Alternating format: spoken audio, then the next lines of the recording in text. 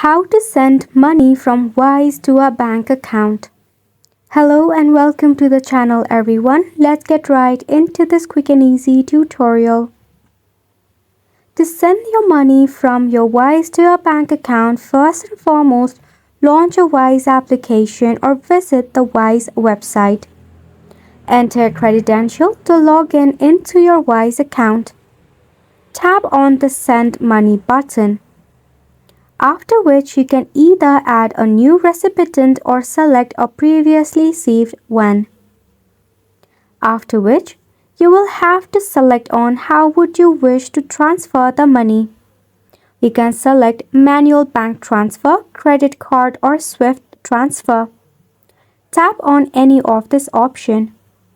If you select on bank transfer, you will have to add the full name, bank account, bank name, and the amount that you will wish to transfer to the recipient. Once done, tap on the Send button. Kindly note that there might be some of the hidden fees if you transfer it through wire or SWIFT transfer. So that's how you'll get the chance to send or transfer money from your Wise to bank account. And it's the wrap for the video as well. Thank you so much for tuning in.